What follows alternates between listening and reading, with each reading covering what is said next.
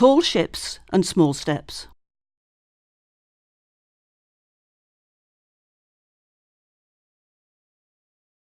Jessica gazed up in awe at the tall ship with its majestic masts and thought it was the biggest thing she had ever seen in her whole life. She looked round for her friend. She caught sight of a familiar mop of bright ginger hair bobbing from side to side as Emma tried to weave her way through the crowd to the edge of the harbour.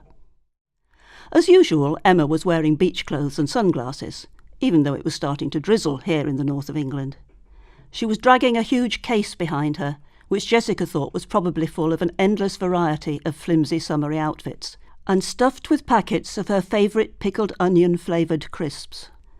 Jessica liked to wear nice dresses too, usually purple or pink.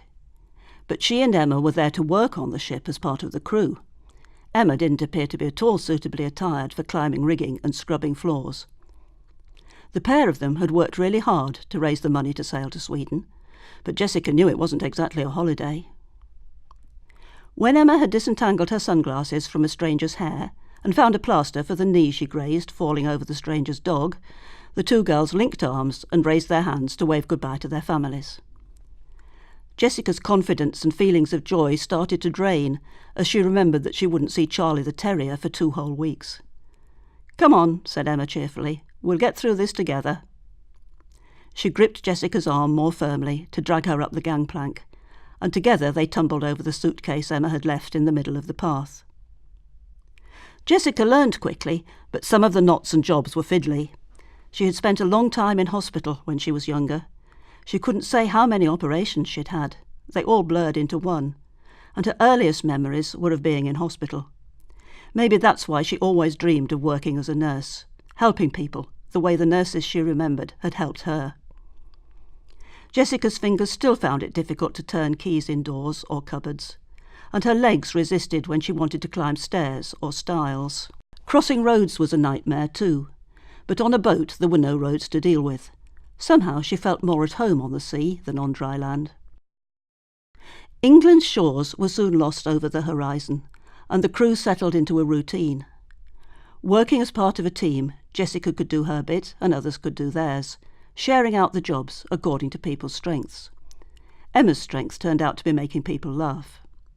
A glimpse of that red hair usually meant you'd feel better soon, if it was only to wonder at the amazing range of different colours her fingernails became. It was while she was trying to paint her nails purple that Emma realised how gloomy it had become. She could barely see what she was doing. The dark clouds suddenly released their heavy rain, and the sea began to roar. The nail varnish pot was dashed against the metal of the ship, and Emma's makeup bag slid into the sea. Standing up indignantly, she was immediately felled by an immense wave that swept over the ropes. Emma was flung onto the deck in a corner of the boat. She could feel no pain, but looking down, she realised that the purple of her fingernails was being joined rapidly by a crimson stream of blood from a gash on her arm. She couldn't see or hear anything above the noise of the waves, and she began to panic. She could taste the tang of salt in the water crashing down on her, and she felt the cold weight of the ship against her as she slipped helplessly from side to side.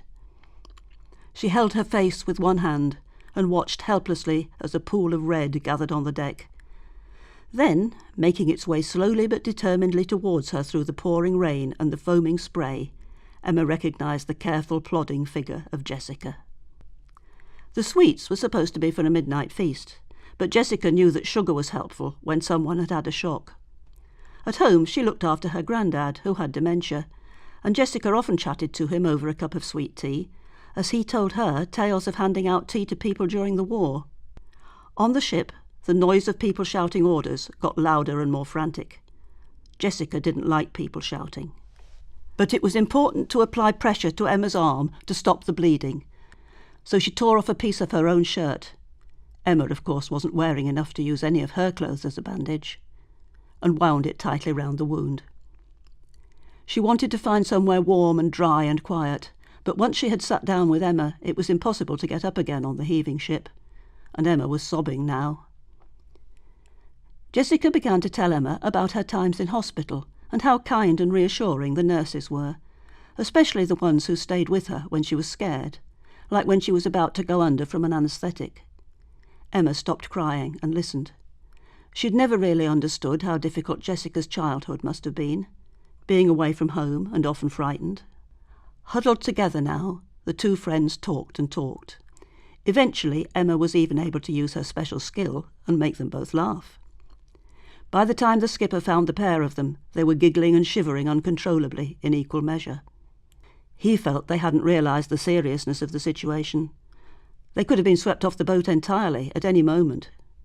As the ship neared the dock in Sweden, the two girls thought of the adventures they could tell their families about. Emma's arm was properly bandaged now, and still linked with Jessica's. The tall ship had crossed the North Sea and the Baltic, and Jessica felt she was one step closer to realising her dream of becoming a children's nurse. As for Emma, peering into her bag of pickled onion crisps through the one remaining lens of her beloved sunglasses, she couldn't decide whether her destiny lay in becoming a makeup artist or a stand-up comedian.